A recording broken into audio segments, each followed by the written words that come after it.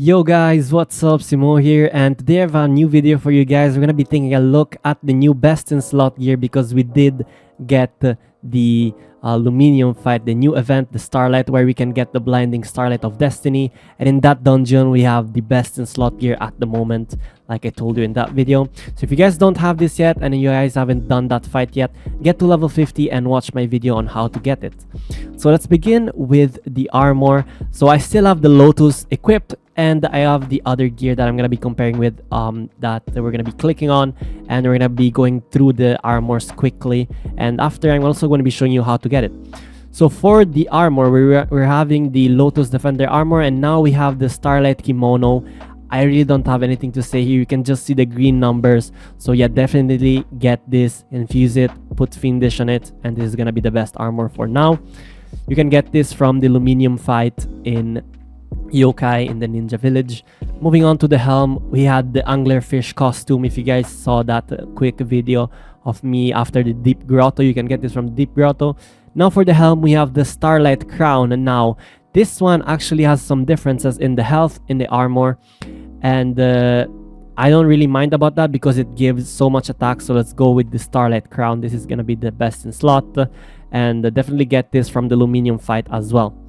Now for the shoulders, again Lotus, and we actually got the Ancient Paladin Pauldrons. Now it's not just like the Starlight, it's called the Ancient Paladin Pauldrons, but you can still drop them from Luminion.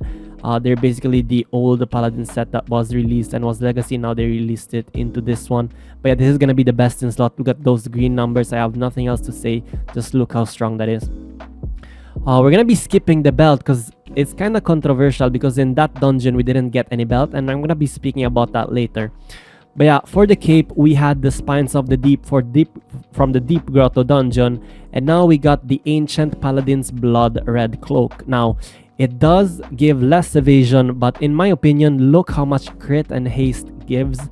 And in my opinion, now we really need a lot of haste. Since we're level 50, we're lacking in haste to get that fast attack speed. So let's equip the Ancient Paladin Blood Red Cloak from the Luminion fight as well. Now for the gloves, we had the Lotus, and again the Ancient Paladin Gauntlets. Nothing else to say here. Look at those numbers. And for the boots, again we had Lotus, and we get the Ancient Paladin boots, plus stats, so many things that we need, and put Unreal on that so you can get that extra haste. But yeah, if you guys need to check the augments, you can just go back in the video and pause. But yeah, let's move on to the most important piece and the most controversial, the belt. So we did have the Lotus Defender belt, and this is how it is. And people have been asking, is there a better belt everywhere? Where is the better belt that we can get? Now what I did is I got 3 belts. One, I got the Deep Drenched Sash, which you can get from the Hero's Cove. If you guys go there, and you can find Yulgar's right in the beach right there, and he's gonna be selling this 1000 power level 50 common belt. And as you guys can see, compared to the Lotus, it's kind of good, but it doesn't give a lot of haste, which is definitely what we're going for since we're putting Unreal. And I have 2 extra belts, which are from the Woundstock bosses crafts that you guys can get from the daily boss battles. So this dreaded Vampire Lord belt is from the Woundstock fight, the one you have to fight the vampires. So yeah, if you compare it to the Lotus Defender belt, as you guys can see, it's kind of better. With the armor of the evasion, the Deep Drenched Sash is better even than this. But in my opinion, there's a better one, and it's the Cochineal Oasis belt. And I'm gonna be explaining why. So since it's the belt, we're putting there Unreal, so we want the best haste possible. In my opinion, I'd rather have the extra haste than the evasion and the armor. But in my opinion, you guys can definitely stick with the Lotus Defender belt, but me personally, I'm going with the Cochineal Oasis belt to get that extra haste. Now if you guys don't want this, you guys should definitely go for the Deep Drenched Sash, and that is why it gives you extra 200 armor and extra 200 evasion. Let's just say 200, but it's actually 168 and 186. So you guys should definitely go with this too.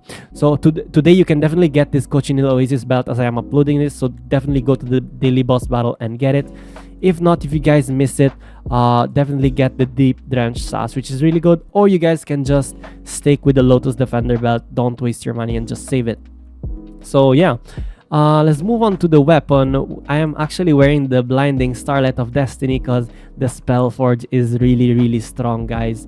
And yeah, the Horrific Shadow Reaper of Doom is also good as well. Even though it says that it has less 150 attack, the buff of that gives 10% attack is still very good.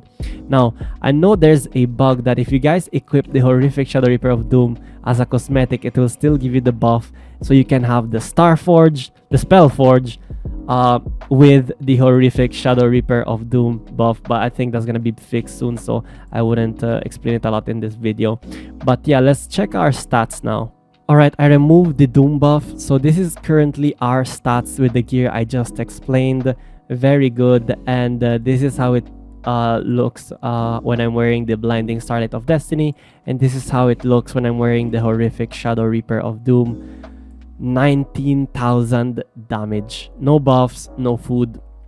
So now that you saw my stats with these two weapons, let us relog and I'll put some guild buffs, get some food, and I'll show you how much attack we have. Alright, so I have food and guild buffs now. Let me eat some peach fruit, and this is my stats with the Blinding Starlight of Destiny and the guild buffs and some food. As you guys can see, 19,679, and this is my stats with the Horrific Shadow Reaper of Doom. Very cool. As you guys can see, 21,257 stable damage with guild buffs, the Doom buff, and food buff. So yeah, the weapon is up to you, whether they fix the Horrific Shadow Reaper of Doom bug or not. You can only have one. You guys can either go with the Blinding Starlight of Destiny or the Horrific Shadow Reaper of Doom, and it doesn't really matter. Oh, and take note that my Shadow Reaper of Doom has the 40 out of 20, the old one. So yeah, it's up to you which weapon you guys choose. Personally, I will go with the Blinding Starlight of Destiny because it's just beautiful. I love the Spellforged. But yeah, that is it on the best in slot for level 50. I hope you guys enjoyed. Please don't forget to share this video with your friends, and please press the subscribe button, and please like the video. And other than that, I'll see you guys on the next one. Bye guys.